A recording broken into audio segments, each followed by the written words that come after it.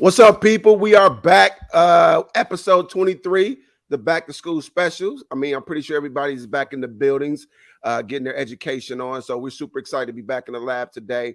And we're gonna do a little bit something different with our check-in today because we have all opened up our building. So we're gonna do some glows and grows, kind of just talk about some things that we're proud of in the first couple of days or couple of weeks of school, and then some things that we kind of really want to work on as the school progresses. So I'm gonna throw it to DMG first, kind of just some things that you're proud of. We'll kind of do the grows first, or the glows first, and then we'll kind of back around for the grows before we kick into our topic for the day. Absolutely, man. So happy 2021-22 school year to everybody. Dave McGuire, for those that are new, Indianapolis, Indiana, Tinley Summit. So we are in our third week of school. So this is our third week of school, second week of instruction. I said the biggest glow is yesterday we had our first instructional walkthrough of the year with one of our partners, instruction partners. And it's a 0 to 4 scale on student mastery and rigor, standard alignment, just different things like that. And overall instruction, so we were a 2.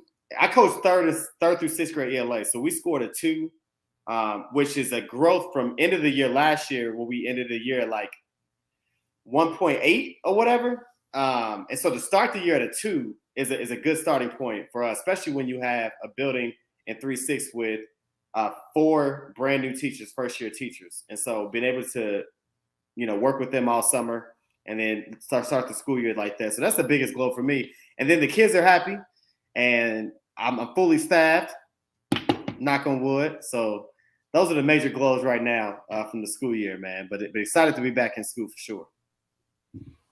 So, Mr. Bark, what's up, man? I ain't seen you about a month. So, what's some of the glows that you got at your building? Yeah, man, it is good to see y'all. It's good to be back with you. There's so many, and it's a lot of little things, but I think one of the biggest glows for us is we established a new mission statement. We looked at that mission statement that we had previously, and it was really just a bunch of bullet points, more so a vision than a mission. So we revised that, and we have been focused on that. Mission here at Iron Horse Middle School is to educate, inspire, and empower our students in a safe and equitable learning environment. And it really aligns up with our new strategic direction here in our district. That social emotional wellness, that safety, all those things are prime focus of rebuilding relationships, because we've got kids that have been on campus for a year and a half. So our sixth graders are more like fourth graders on campus and so on and so forth. But it is great having them back on campus, and it's great with the staff. There's so many different new things that we're doing and established through these COVID protocols, but it is just great to be. We had our second staff meeting. This is week 3 for us. We had our second staff meeting just a few minutes ago that we finished up, and teachers love to be fed, so we fed them, and it's good to be back on campus. So happy New Year to everyone. So for me, man, like I said, it's oh my God, it's so many that I could really name. So I'm gonna hit on just a couple, and then I'm gonna get into one that's really good. First, our back to school bash. So we did our first annual barbecue back to school bash, and I'm gonna be real, like we did a lot of planning and prep for it.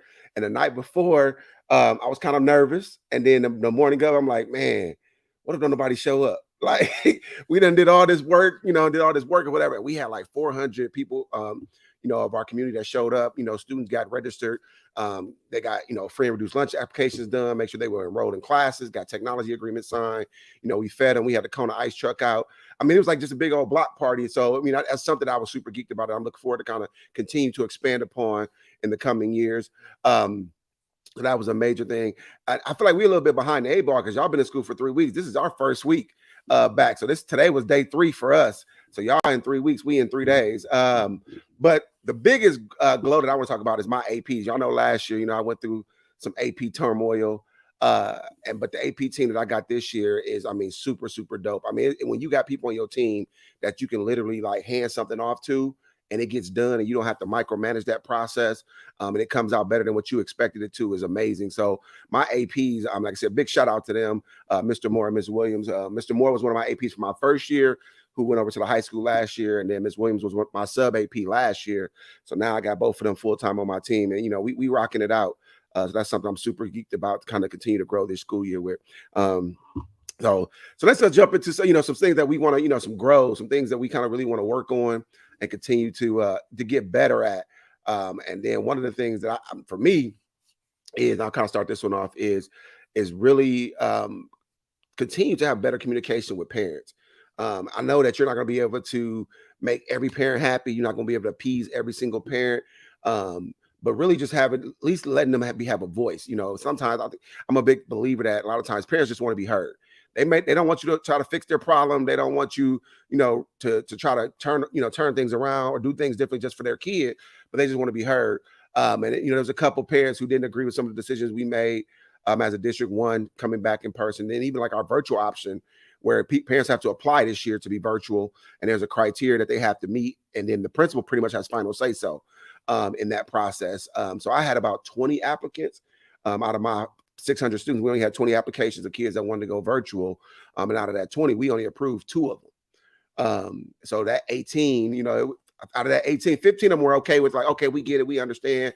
3 of them really didn't, wasn't happy about it, and they went out on Facebook and did their thing on Facebook to try to bring it down. But it was kind of, it was really good to see other parents kind of stepping in and kind of having my back, like, hey, we know with Dr. Smith, we've been working on for 2 years now. He's doing what's best in the best interest of your child. So to have that kind of community support when the one parent's trying to bash you, I was feeling good. But really just trying to make sure that I'm letting every parent have a voice in our what we're doing in the building is something I want to continue to grow in. So what about you, Ball? So it's been an interesting start so far. I'm sorry, man. I just hired my final today. I got the call, and so that's been a process. Having subs come in to the classroom and start off the school year is never what you want as a principal. And I have a science position that I'm trying to fill as well, and it's just really hard to support your staff when they got to do a lot of heavy lifting. And so that's one of the things that we are dealing with here. I'm sure there's schools all around the country that are doing the same, managing the same types of things when it comes to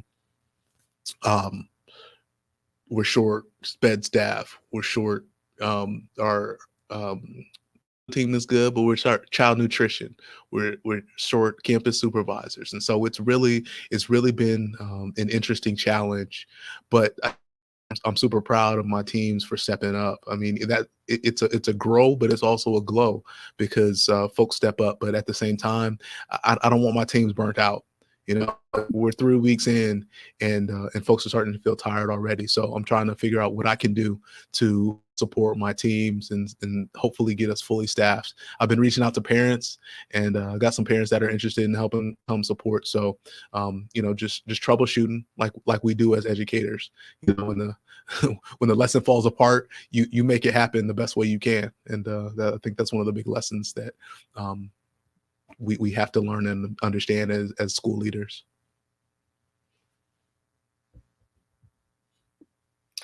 I just need to know y'all gonna have my back, like Dr. Smith's parents have his back when I say what I'm gonna say. All right. Y'all gonna have my back? Hey, we got you. We got you, baby. We got you. So the growth for me, it's simple. Look, at some point, we got to get back to talking about whether kids can read, write, and compute math, right? So my growth is, I need for our community, our education community, and shout out to the 8 Black Hands that's going to be in Indianapolis that's going to bring the heat. Let me just put that out there real quick. That we got to start having conversation about what kids didn't learn last year and how we're going to expedite that learning. Like, how we're going to close that gap. And my growth is everyone understanding this national emergency we in, that we lost a year and a half, basically, if you count the year before and last year and things like that, because everyone, rightfully so, was thinking about health and well-being, and we should still as well. But part of that health and well-being is people being able to learn. So my biggest growth right now is I'm trying to get my staff to understand we're in this national emergency, right? Chris talks about a lot from the 8 Black Hands. How are the children? Mate, our kids aren't well because our kids ain't learned nothing.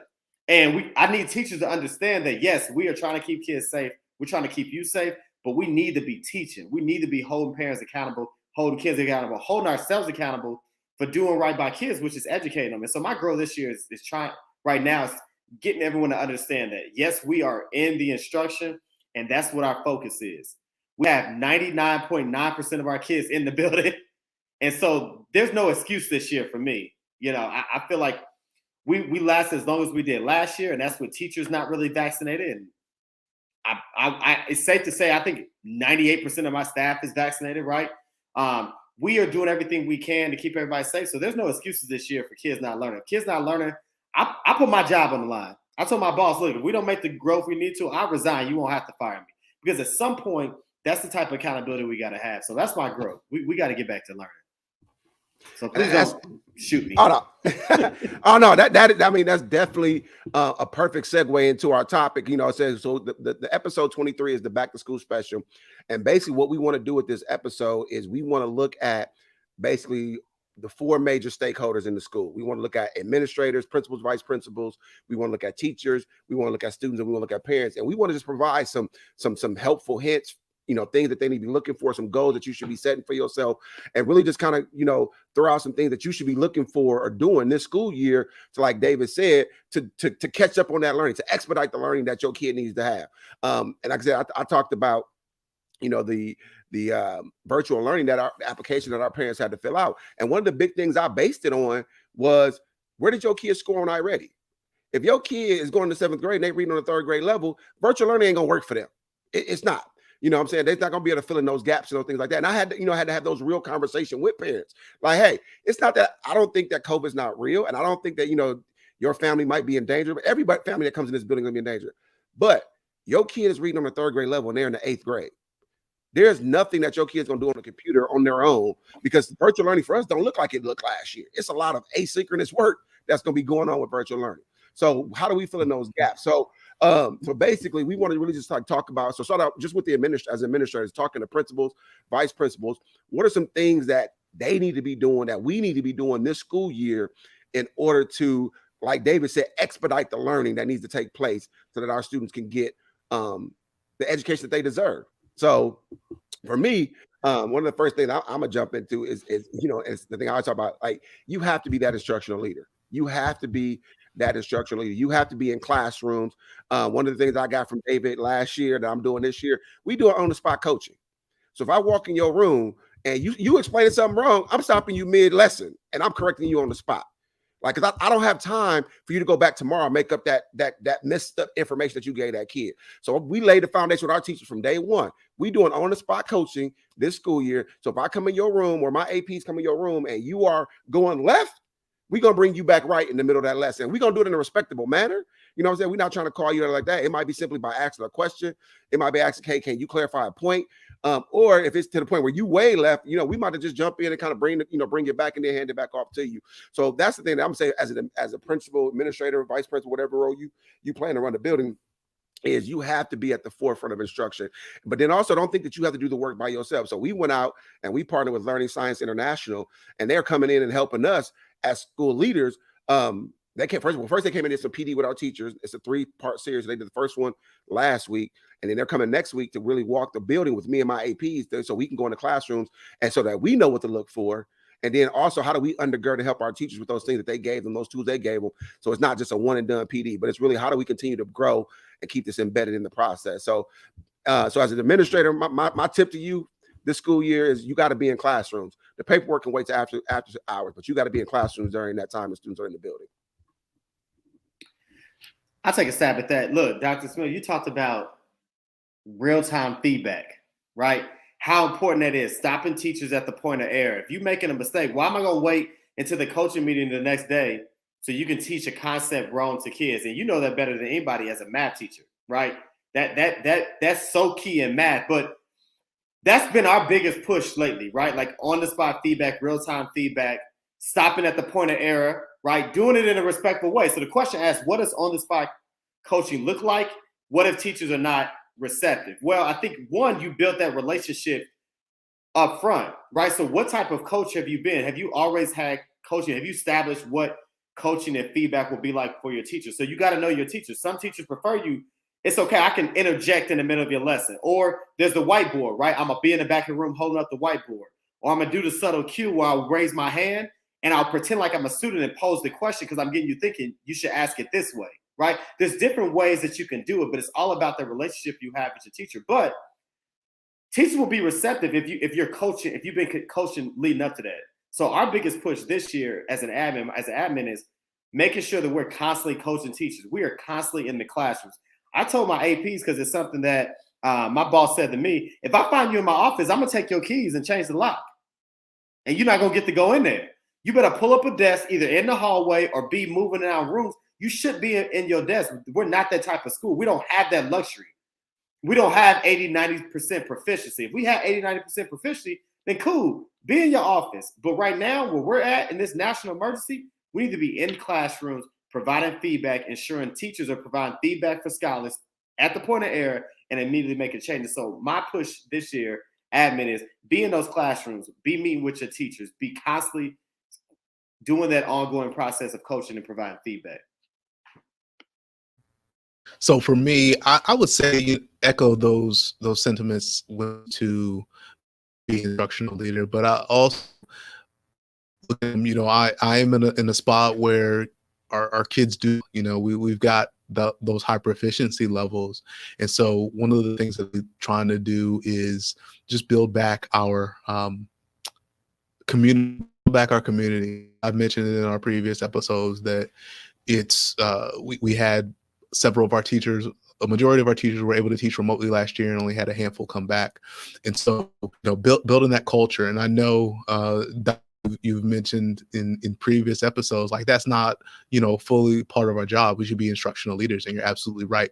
But that culture component is huge too. I don't have a huge admin staff, so it's me, my AP, and we got an MTSS liaison. That's a 1.0 for us. So that makes up our admin team, and we're really trying to just keep everyone together, bring back this community. We had a strong staff. Prior to the pandemic, lots of activities within the staff, but just bringing that back, because I think healthy staff is going to provide that healthy environment for our students. And so, not to say that instructional leadership is on the back burner, because it's not. It is a priority, but making sure that you are taking care of your teachers and your whole staff. I mentioned that the grow that I have is trying to figure out how to support, because we're short in so many different areas.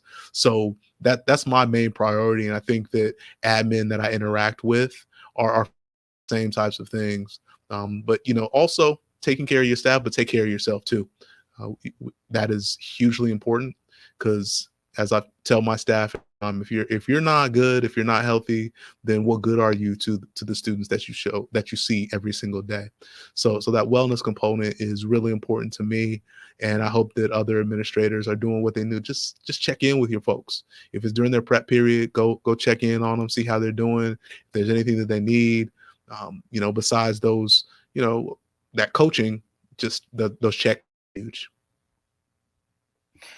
I got a question. Go ahead. Let me jump in real quick because Unc flashed up there, and I think Monique hit it on the head.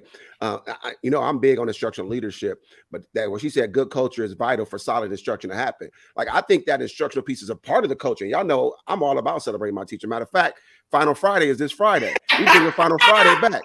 Final Friday is this Friday. Love it. We're gonna be at Hula Hands and Lee Summit for happy hour from 4 to 7. The entire GMS staff, we coming. So, but I think that culture piece, it goes with the instructional leadership piece. But our first priority in my building is relationships. So that's the piece. Like, I think what you and kind of David both kind of put together is that you have to have that relationship in place to do that on the spot coaching. Mm-hmm. You have to be able to make sure you care for your teachers outside the classroom, so that when you do have those tough conversations with them about what's going on in the classroom, they are receptive. Because if you're always trying to constantly beat them down or constantly correct them, but never build them up, or never kind of talk to them about stuff going on outside the classroom, then that's going to tear down that culture that you're trying to build, which then aids in the instruction that's going to happen. So, and I'm like David. So I see I'm trying to throw shade with the happy hour during COVID. 95% of my staff is vaccinated, so we good. Hey, I look. So I got a question, but shout out to the folks that are tuning in. And again, if you don't not following us, Engage Podcast 1 on Twitter. Subscribe to the YouTube page, the Engage Podcast, and like us on Facebook. I see Monique, I see my boy Alan Mickens. Shout out to my boy Alan Mickens. Just got his first principal job. Shout out to his twin brother Aaron, that just completed his doctorate. So he's now Dr. Aaron Mickens, and I know Alan's coming up. So shout out to y'all. Here's my question, Ball, and it's for you and anybody else that's listening. Doc, you can jump in too. How do you balance teacher wellness and I need your ass teaching, right? Because we at 25% proficiency, so I'm struggling with that because like I'm in this fight of like, look, I got kids that can't read in 4th and 5th grade. And I got new kindergartners that are second graders, as you mentioned, your 6th graders who are 4th grade. I got second graders that basically are kindergartners, honestly, if truthfully, right? They missed half their kindergarten and they were virtual all of 1st grade. How do you balance? Yes, I care about you and your social, emotional wellness, but man, we got to get these kids reading. This is the profession that we picked, and this is a bottom line profession. So how do you balance that? Because I'm struggling with that. I'm gonna be honest. I am struggling with having that sympathy and trying to be caring because I need folks teaching. Yeah, I think you have to have a plan. It's got to be extremely intentional on your behalf. I mean, we're the leaders of our schools for a reason because we don't figure out these things on our own. I think we have to tap into who our people are. We got to know who they are, what they can do. Sometimes we stretch them a little, we pull back. I think that's the sign of a leader is when you're able to read your folks, understand what they can do, and put those interventions in place for your staff, coach them up so that they know that you know them and you're willing to do the work as well. I think just like you said, you can't be, negative and pounding them all the time. There's got to be a balance, and you got to figure out how to speak to some folks because some folks need that. They need that push. They want that push. Others aren't there yet. And so it's a balance, and you have to figure your people out. I think for me, there's not a one size fits all plan that's going to work. The big thing for me though is there's a time and a place for everything. You know what I'm saying? When it's time to have fun, we're going to have fun and we're going to do it big. But from 8:10 to 3:10, I need you going hard in classrooms. You know what I'm saying? I need you, when we sit in data meetings, I need you to be tuned in. I need you to be dialed into what's going on. We sitting here talking about student data, and we're talking about interventions, or we're talking about social and emotional learning lessons and things like that, or we're talking about how you going to teach this lesson next week, or we in a PLC session. I need you to be tuned in at that time. And then outside of those times, okay, when the 3:10 bell ring, we're just sitting in that hallway after dismissal, joking around, playing around, or if it's lunchtime, we in the cafeteria having a good time, doing the one shift challenge, which I don't advise anybody to do. But you know what I'm saying? You got to find those moments, to kind of build there. And like Bar said, it's almost that like sometimes you got to take 5 steps forward, but then take 1 or 2 steps back. And then 5 steps forward, 1 or 2 steps back. You kind of, you got to be able to kind of work the throttle and know where to push and pull people at in that process. But the one thing that we really talked about this school year in the first day when I laid the foundation is when we're in a meeting or we're in the classroom, everything needs to be intentional. I need you to be dialed into what's going on in that moment. I don't need you in your classroom sitting at your desk, shopping. Or I don't need you trying to plan, lesson plan when you're supposed to be in front of kids teaching. That's what you got a planning period for. So you need to be intentional in your day, and I need to be intentional in giving you the time and space to do those other things that need to be done. So that's the big thing I say is just trying to being intentional in everything that we do in the building and knowing what the purpose is that we're trying to accomplish. We putting that on a shirt. Go hard from 8:10 to 3:10. It's going to have to be your shirt. So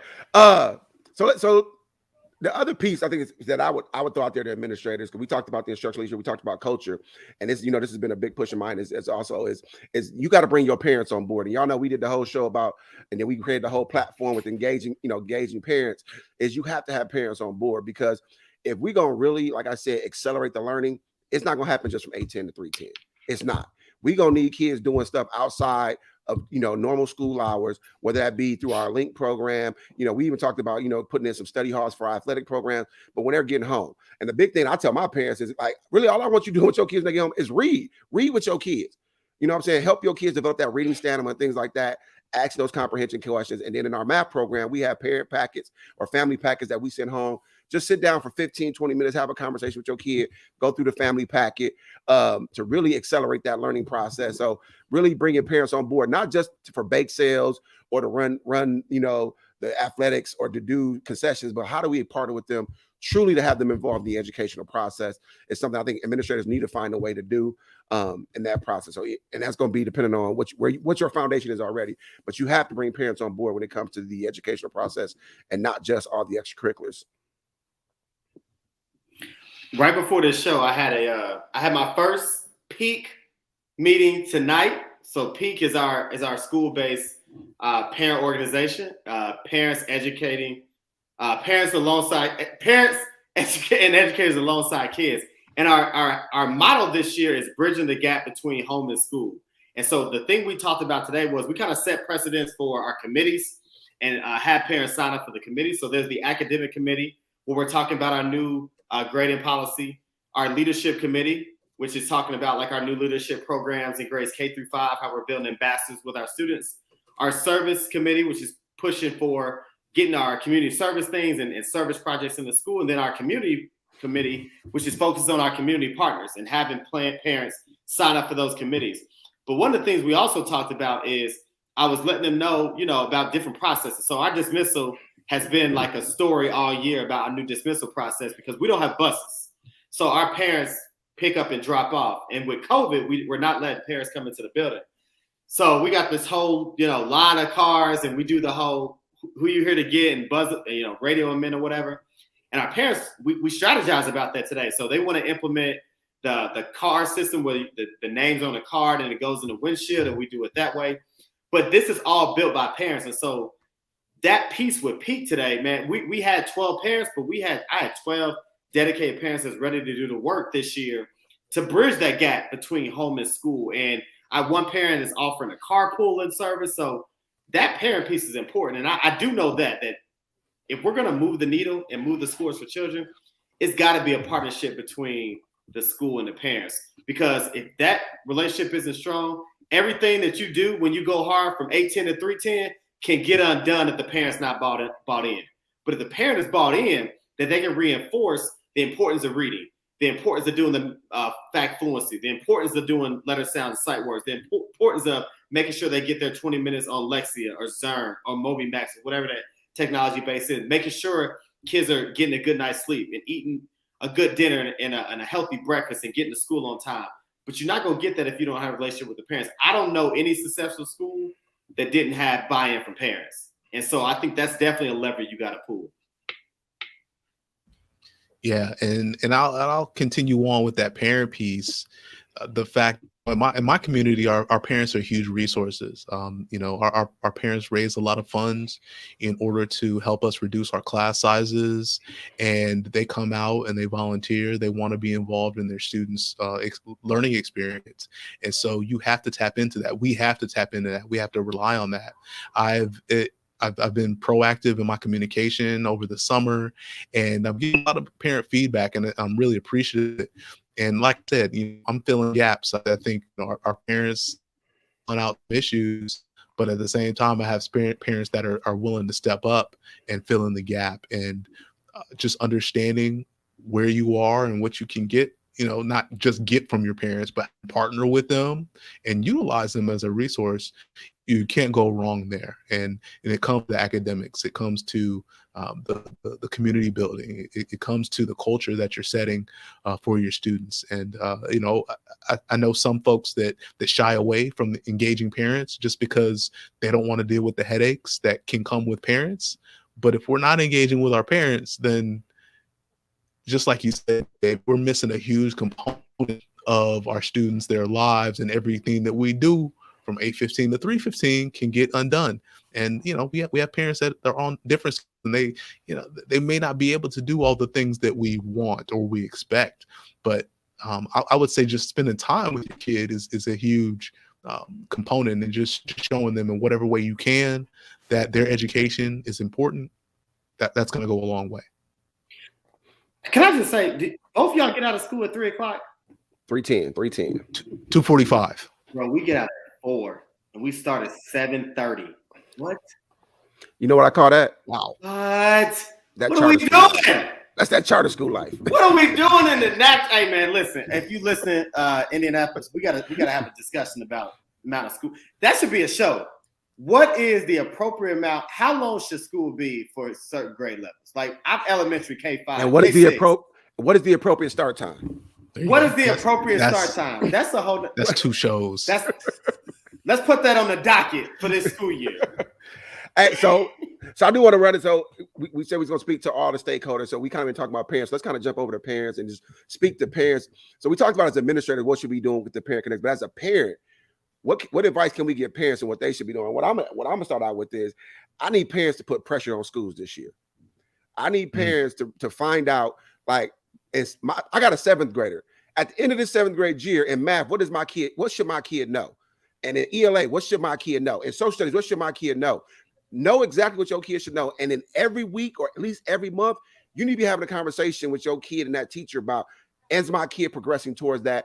Are you providing the lessons and the activities to make sure my kid is tracking in the right direction? Like, that's what I need parents to do, is to put the pressure on that school to make sure they're educating your kid and know exactly at the end of the year, here's the 20 things I need my kid to know. And how does this activity you got my kid doing tonight lead them towards that end goal? Listen, I told a parent last year, I said, you asking the teacher what grade my kid got in reading, instead of asking, is my child on pace to be at grade level? Like but we have the obligation to train, to educate, to inform parents. Man, that grade is subjective. If your kids show up every day and smiles and sits and star and raises their hand and puts something on paper, I'm going to give them a bump if they need it. That don't mean they read no grade level. You should be asking, you said in the beginning of the year that my child need to go from a level B to a level D. Well, I noticed that they're still at a B, right? Why are they not progressing? Where's my child in relation to their reading go? Those are the questions that we need parents to ask. But we as a school have to do that. So I tell my teachers, look, when you're sitting and talking with parents at parent-teacher conference, make the grade the last thing you talk about. Just give them the paper. Oh, by the way, here's their grades. You need to be talking about, this is where your child started, beginning of the year, dibbles and TRC. It's the middle of the year. This is where they should be, and this is where they are. Now, this is what we've noticed in the progress monitoring, and now we're putting these things in place. This is what they're doing in success period. Like, those need to be the conversations. We're talking about whether or not did my kid get a B? Parents asking about grades, man, those grades are subjective. I know plenty of schools, mine was included until we made a change, that kids were on honor roll but couldn't read. How, Sway? How's that? They brought extra boxes of tissue. Right, and sanitizing wipes. So I gave you 5 points because you did the supply list. Oof. Please don't talk about extra credit, man. Golly. Like how we give it? I'm going to give the kids extra credit, Mr. McGuire. What? Extra credit? They ain't got the regular credit. I should get extra credit on my paycheck, right? Like, but again, where does that happen? That happens a lot of times in schools predominantly with students of color, right? Because we want to fluctuate our grades. So again, it's the same thing with teacher evaluations. And I know I'm jumping off, but how you got a building for the 80% of effective teachers, yet you got 20% of your kids at proficiency? How, Sway? Like, I don't get it, but it's the same thing. So again, we need to be coaching and educating parents and informing parents like, Mom, you asking the wrong question. Ask me where your child is. And if they don't ask, then you just tell them, Mom, the grade's not important. What's important is we got to get your child to this part. And that's one of the changes we made. Like I said, we went through the whole switching over to standards reference grading this year. And this summer at our curriculum camp, we wrote proficiency scales for pretty much all 4 of our core subjects and all of our power standards, our priority standards. So basically, when we sit down at conferences, when that does come, but I would hope that we're having those conversations with teachers prior to conferences, but saying, okay, in this standard, your kid is approaching, or your kid is exceeding, or your kid is meeting. And if they're approaching, here's what your kid needs to do to move to the next level, and have those learning targets broken down for them and be very transparent about it. I think that's the piece that schools are scared to do. So when we get ready to take this iReady test in 2 weeks, when we get those scores back, yeah, we're gonna post them in the Facebook group, This is where we at as a school. And if you want to know exactly where your kid is at, I need you to reach out to their Bulldog Challenge teacher. And they're going to tell you exactly where your kid is at, what grade level they're on. And we're going to talk about a plan on how we plan on moving them by the winter and then by the end of the school year. I think that's so real, Doc. That transparency thing is key. Like, it shouldn't be hard for a parent to understand where their student needs to be at the end of the school year. If we can't articulate that as educators, what are we doing? Are we playing games? I mean, that's something hard for me to grapple with, is the fact that we don't include our families in this process intentionally. You know, where we put it on our website or Facebook or whatever the case is. Like, I should know where my student is going.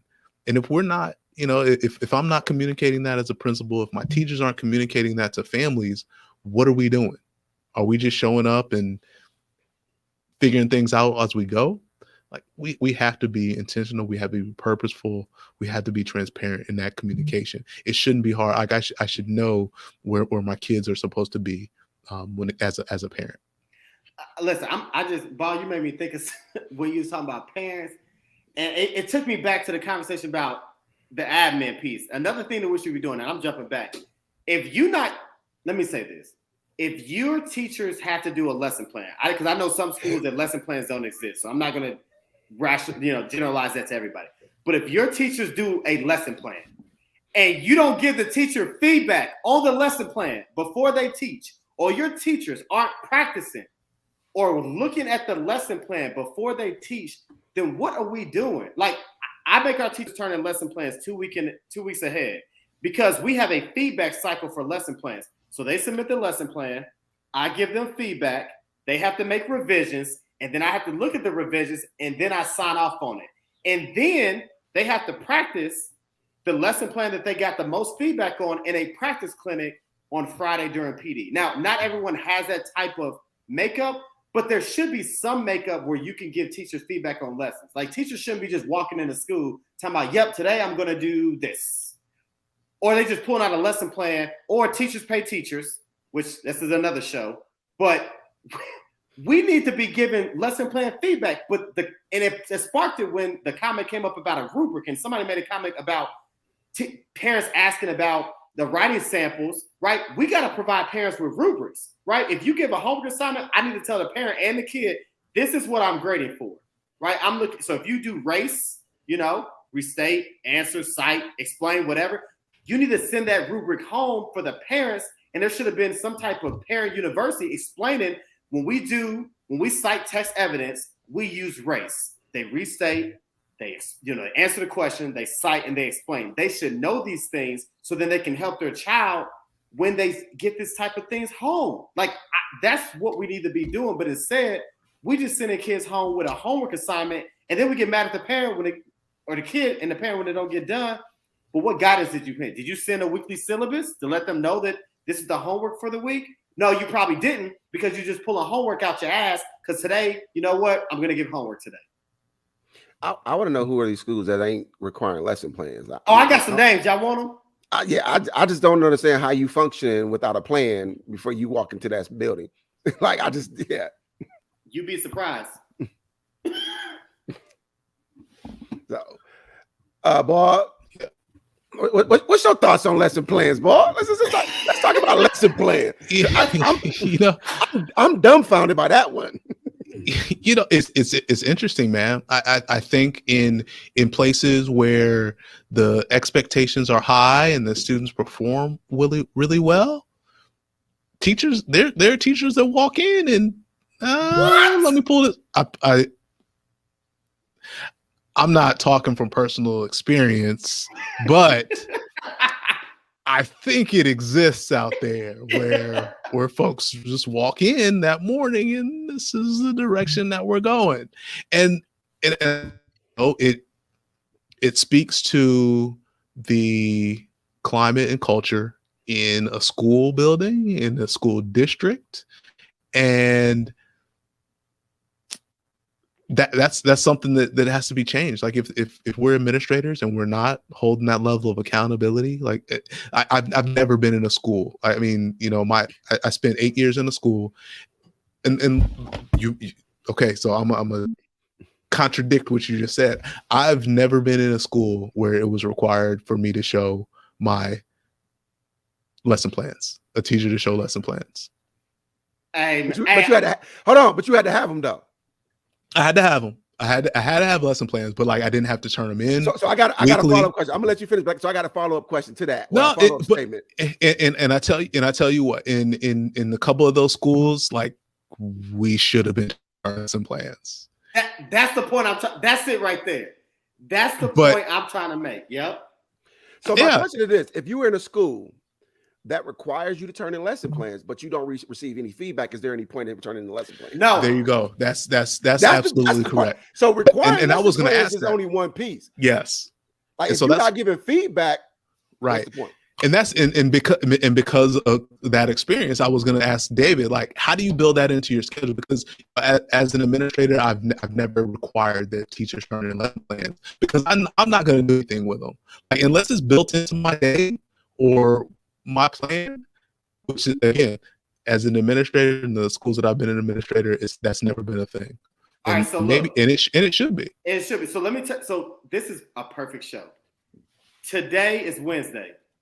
I was in a desk in the hallway, because I don't sit in my office much at all, if ever, giving lesson plan feedback. And somebody will walk in and be like, well, you're not in classroom. And I will flip my computer around and say, these are teachers' lesson plans that they're going to teach the week of September 7th. It is August 25th. If I'm giving feedback on lesson plans from September 7th, can you imagine the type of internalization, the type of practice, the type of feedback, the type of how much better these lesson plans are going to be when they actually teach them? But again, that's what we are as a school, because it's a goddamn national emergency. And I don't even know if we're a cussing show. Let me push back on that though, because we review lesson plans, and I'll talk about my plan in a second. But let me push back. So this is the week of August the 25th. So you already looking at plans, say, for September the 14th. Yeah. Like, how do you know where your kids going to be at in 2 weeks? That was going to be my question. That's why you do it 2 weeks in advance, because you're constantly. It doesn't mean I look at it and then it sits on the shelf. Because as a teacher, if I'm giving you, and we're talking about feedback, but see, this is where you have to create a feedback cycle of what are the highest levels? What levels are you looking for? So if you identify timestamps, engagement strategy, turn-in tasks, think, pair, shares, whatever, you're looking at those pieces.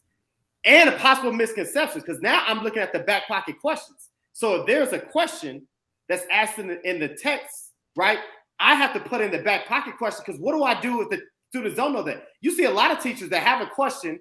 You have a plan until you get punched in the face. And punched in the face is, I'm going to ask these questions, and now you got crickets. Well, what's your back pocket question? The teachers don't have them because they haven't planned them. You do all that work now and put it in place now. When you get to the data piece, when it comes to AGMO, that's real time, because you're creating your laps and you're identifying your codes and you're doing all those things. But I'm talking about back pocket question, timestamps, unpacking the standards, what students should know, what students should be able to show.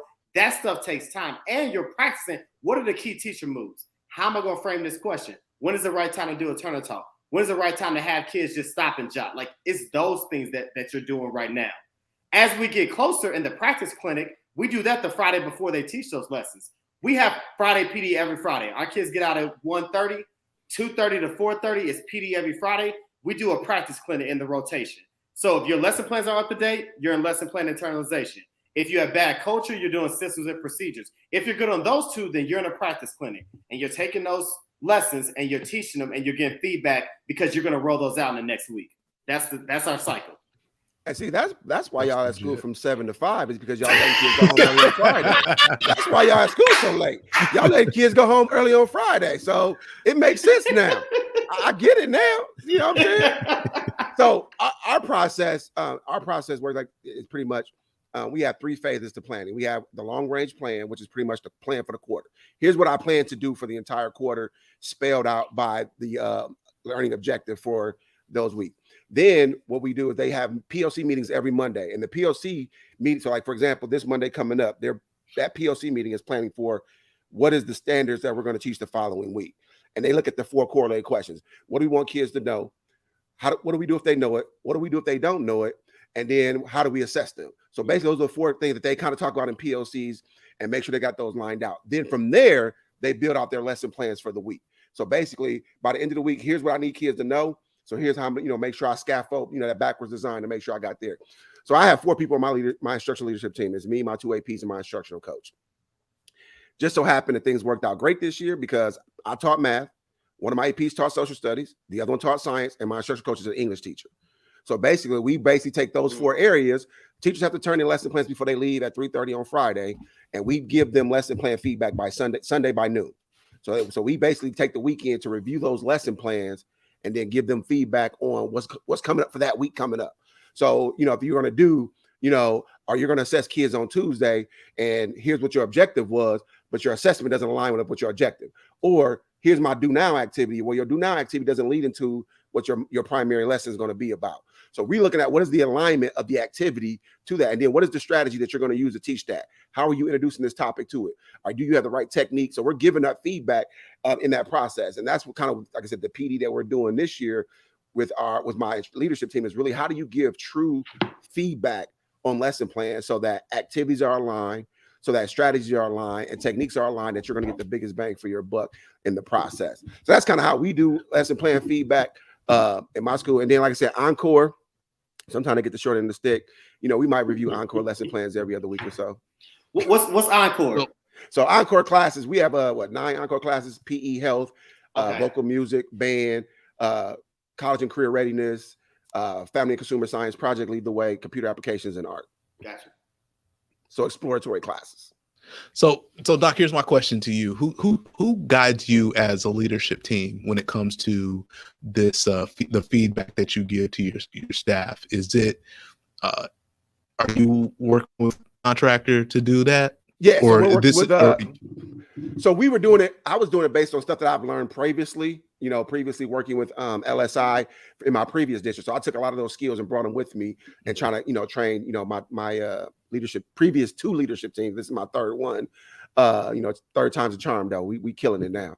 But now we have a contract this year with Learning Science International where they come in and they do PD with our teachers, a 6-hour PD session with our teachers around something. So basically the first one that they just did was around setting up the classroom with routines and procedures that will lend itself to rigorous instruction. And they basically did the whole 6 hours around that. They had them do some anchor charts. They had them do some teach backs, like David talked, like how are you going to introduce these things to your kids on the first day of school, second day of school, and all those things like that.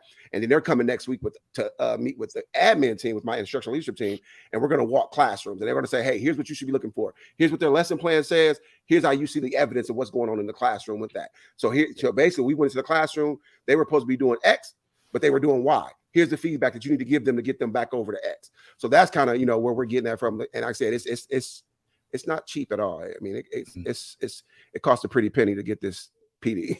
We ain't got money like that over there at the summit because we are a charter school. So we don't hit our enrollment. We don't. Let me stop. But this is why it's important as a leader that I have to either have the capacity, have APs that have the capacity, or get the capacity. That's why coaching teachers is so important. So that's why we get out at 1:30 every single Friday. And twice a quarter, we have no school on Friday so we can have all day PD so we can go through these things. But again, I even feel like when we do get to that point, when we got 80 to 90% proficiency, you still going to have to turn in your lesson plans. You still going to have to do it 2 weeks in advance. You still going to have to give feedback, right? All those things, you're still going to do a practice clinic because at the end of the day, your work doesn't stop until you get 100%. Right. But it should be that way because that's what it took to get you there. Why would you change the plan if that's what got you there? If doing the practice clinics, if doing the 2 weeks, if that's the plan that got you there, once we get there, we don't change the plan. As soon as you change the plan, you don't get the same results anymore. Yep. And we do got a wait list. Put that out there.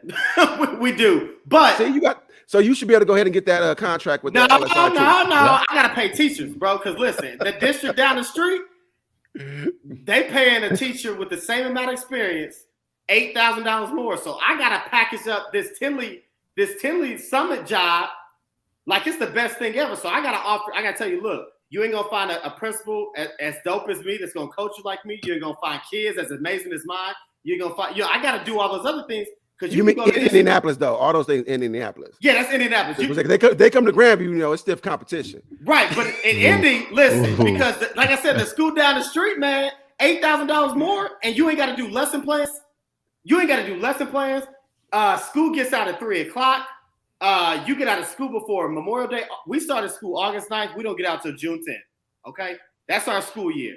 So think about all the things I got to do. But I'll say this: I ain't lost a teacher in the 5 years I've been there to making a lateral move. So knock on wood that don't happen this year. But that's the type of work that I got to do because again, man, $8,000 is a lot. It's a whole lot divided by 26 weeks. And that's crazy in Indianapolis that way because here charter schools pay more than the district school. Man, I wish. So it's the flip side. But I told two teachers that left to go to charter schools at the end of last year, and I told them one of them I knew about the charter school because I interviewed to be the principal, and I looked at some of their stuff. Was like, nah, this ain't gonna be the place for me. But that's what I tell people: all money ain't good money. Mm. And they've been in school for 2 weeks, and she already talking about some. Hey, if you got an opening next year, can I come back? But I got this rule: once you leave, you can't come back. Oh, don't be like that. Hey, I welcome you back. Wow. What? Once you leave, you can't come back. It's like that? Right. You thought the grass was greener on the other side. Go ahead and live your best life. And man, sometimes you gotta bump your head. Sometimes you gotta touch the iron to know it's hot. Right. But I ain't got to bandage it up for you. Wow. Hey, we'll take you back over at the. Hey, if y'all left Grandview and he didn't bring you back and you good, holla at your boy. So if they was good, they wasn't making lateral moves. This is true. That's true. So let's we only got about 9 minutes left. So I want to talk. Let's talk to teachers. And we talked about the parents. We talked about administrators. I can't say. He's been doing this all show, man. Wow. The level. It ain't so. Listen, if you've been following us, if you followed us and been with us from the jump, we used to be the AOS podcast, so Alpha, Omega. Sigma. So that's where the Greek's coming from. I know some new folks just jumped us with the Engaged that don't know we have a fraternity background. So that's why that is funny to us and probably some folks have been following us. And been a hater since day one. He been a hater since day one. Right? Something like I said, if it's been working this long, he ain't trying to change the formula. So let's kind of wrap it. So just talking to teachers, and just kind of giving teachers, some advice. And I'm just gonna make mine short to kind of start out with, and we can kind of pinball out here. Mine is don't go to teacher, pay teachers. Next. Wow. Why not? What's wrong with teachers pay teachers? What's right with it? Teacher pay teachers is not research based. But they had to be creative to get it put together. Let me real quick. This is the best thing about teachers pay teachers. I got a bunch of nice Black History posters that are in our hallway from Teachers Pay Teachers.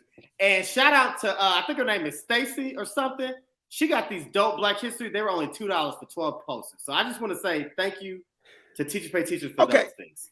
You could buy some posters. Don't go out there buying lesson plans, because I guarantee you those lesson plans or units you buying from Shamika. Shamika only got 12% proficiency in her class. Shamika probably ain't even a teacher. Shamika a pair. Hey, shout out to the parents. I don't condone that one. I wouldn't go touch that. I wouldn't. Tom Ball, we backing out of that one. We are backing out of that one. No, hey, but my advice to teachers is kids got to learn. Kids got to learn. So this is the profession that we chose because I know you'll be upset if your doctor gave you half-ass care or your lawyer gave you half-ass representation. So we can't use that because I would be upset if my doctor said to me, COVID's hit me really hard, Mr. McGuire. I didn't get the chance to look at your chart. So the same way you want your doctor to look at the chart, teachers, look at your lesson plan before you walk in there and know it like the back of your hand. Okay, so y'all go curriculum. I'm gonna go to the wellness side. Your kids aren't gonna learn from you if they don't think you like them. If you don't care about your kids, if you don't show them, because if you don't love your kids, and love is an action word, if you don't show them that you love them, how are they gonna learn from you? And I think that kind of wraps up what I want to say. Hey, I'm with that. Kids don't learn. Yep, from people they don't like. Absolutely. Shout out Rita Pearson. Shout out. Hey, Monique Smith. Hey, shout out to you, Monique. You've been Monique been in the comments hard, man. So shout out to Monique. Hey, that's real though. If it's gonna be hard, it better be hard on the grown-ups and not the kids, man. Shout out for real. Hey, That's I a guess my word. other thing is for teachers is, and we started it out, and Dave gonna get the shirts made for us. Is I need you to go hard from 8:10 to 3:10. You know what I'm saying? You're gonna get your wellness, you're gonna get your, wind down Wednesday, you're gonna get your, final Friday celebration, all that. But from 8:10 to 3:10, I need you to go hard for kids. You know what I'm saying? Whether that be building relationships, whether that be instruction in the classroom. And I feel like those people that have been in education that came back this after what we've been through, you got to really be in it. Your heart has to be in it, because if it's not, why put up with this? You know what I'm saying? I'm a firm believer that education is the hardest career out there. You know what I'm saying? The stuff that you have to put up with, working with people in general is difficult. You know what I'm saying? So I need you to go hard from 3:10 or from 8:10 to 3:10 or from 7:45 to 3:15 or from 7 a.m. to 6 p.m. if you work at Tinley Summit. Don't worry. You get Friday off though. You get half day Friday off. You get a half day Friday. But yeah, I just need you to go hard for kids. I need you to go hard for kids, because like David said, we got to accelerate this learning. We got to accelerate this learning that kids that have missed out on. It's a state of emergency, and we got to do what's best for kids more than we ever had. But you said it, man. Listen, I need this. Any teacher, paraprofessional, because you guys are valuable assets to schools. Don't want to put it out there that you wasn't. Principals, anybody that works in the school, tomorrow when you go to work, I want you to go into a classroom. I want you to stand in the front of the classroom. I want you to, in this moment, be the stage on the stage. I want you to look across at those beautiful faces with the mask on, hopefully, Jesus Christ, in front of you. And I want you to understand that that in front of you is somebody's whole world. That is the most precious gift that they have on this earth. And you have an obligation. You have an obligation to do everything you can to educate them, keep them safe. So tomorrow, my challenge on this show, and this is my final thought, and I end my part with this. Go in front of a classroom, or every classroom if you're a principal, take about 30 seconds and look at those kids and realize that's somebody's whole world and the most precious thing they have, and they will give anything in that world for that child. And if you don't believe that, and if you don't feel that weight, that pressure, then you're in the wrong profession. Hey, real quick, shout out to the support. I'm gonna give you my final thoughts later, but I do want to shout out to the support staff, because I'm a firm believer that secretaries and custodians run the building. I firmly believe that there. And Ms. Woodrow, who's in the comments, is my administrative assistant, who I put up against anybody in the country as an administrative assistant, because you don't get to Dr. Smith without going through her. Let's go, them gatekeepers. You need them. So are we going to final thoughts, or we? I'm game mine. I'm done. I'm listening, okay, fellas. You know he don't follow directions. So you could talk to teachers and then just jump into your final thoughts, and I'll give my final thoughts, and we can talk about our next episode, which I'm super geeked about, because we finally got this ironed out for this next episode.